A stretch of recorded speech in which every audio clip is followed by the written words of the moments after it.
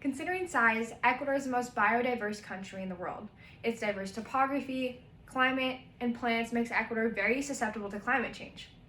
I'm Ava Zimmel, and after analyzing Ecuador's policies and climate, today I'm going to analyze the trade-off implications of carbon pricing systems in Ecuador, specifically carbon tax and cap and trade.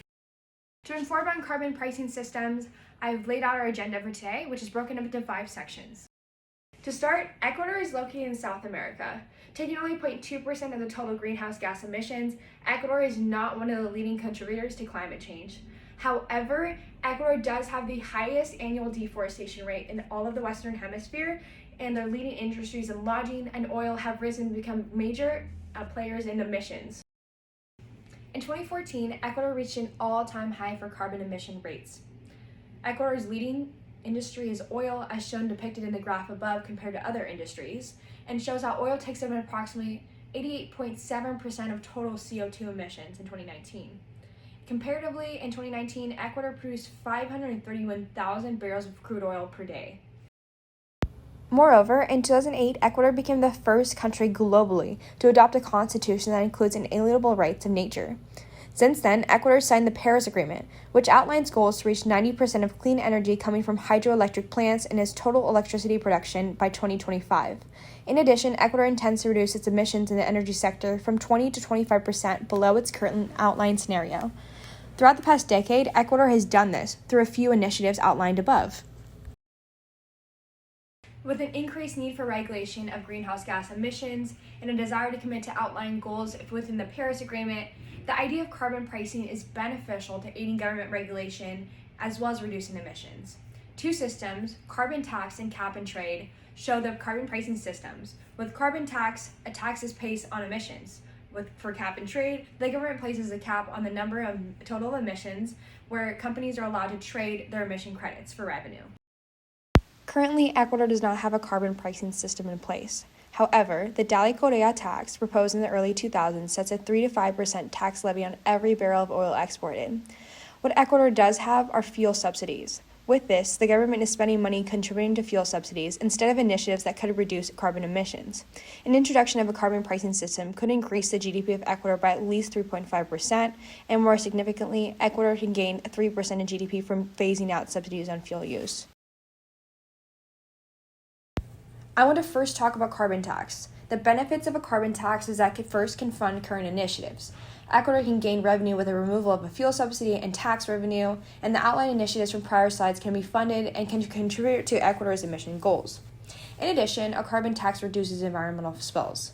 On the flip side, carbon taxes raise prices on fuel and are quick to implement and are regressive. And I will further outline this in the next slide.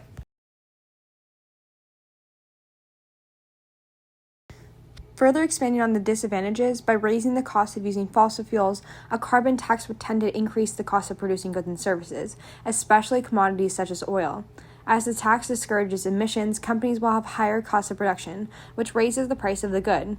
Because lower-income households tend to consume a more energy-intensive group of goods than do wealthier households, a carbon tax would be regressive, showing how the increased price of fuel negatively impacts a large group of the population.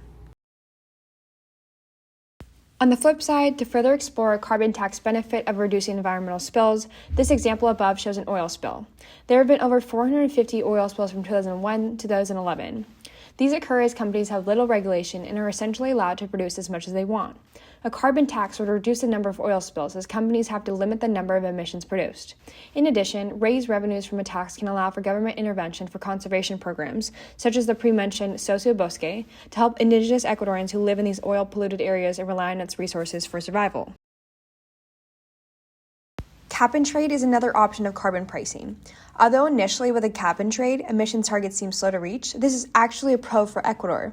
Ecuador has a huge disparity in wealth, therefore a slowed introduction is the best way to get Ecuador on board with using alternative commodities as well as help Ecuador reach its emission targets by 2025. On the flip side, Ecuador's leading oil company, Petroecuador, is a state-owned enterprise. Although having a state-owned company be the leading oil company is beneficial, this means it's easy for there to be inequality amongst emission credits. Petroecuador is the leading company by a landslide. Lastly, a cap and trade will eliminate fuel subsidies. Although beneficial, I will outline the disadvantages to removing this in the next slide. For the past 40 years, the Ecuadorian government has provided subsidies under Decree 883. In 2019, Ecuador removed this subsidy, which regulated it and kept prices low. However, the removal caused an increase in gas prices, which sent the community into uproar. With a cap and trade, removing fuel subsidies may prove another violent protest and pressure from Ecuadorian citizens. In addition, a cap and trade program may target the poorer communities. As shown in the display above, despite an increase in GDP, Ecuador's richest 20% still own over 50% of the wealth as of 2017. Over the past 10 years, this number hasn't changed. A cap and trade program targets poorer communities, which makes up almost 25% of the population. So today, after analyzing the benefits and the disadvantages between cap and trade and carbon tax, one thing is clear. Ecuador needs a carbon pricing system. Both carbon tax and cap and trade have the ability to raise revenues to fund alternative resources such as hydropower or solar power, and also fund current initiatives that have been outlined throughout this presentation. On the flip side, they are controlled by a monopolized oil industry, and they need regulation, and they remove the fuel subsidies that Ecuador currently has in place. Overall, today you learned that carbon pricing systems in Ecuador are doable and needed to help Ecuador's goal of reducing emissions by 2025. Thank you for listening to my presentation.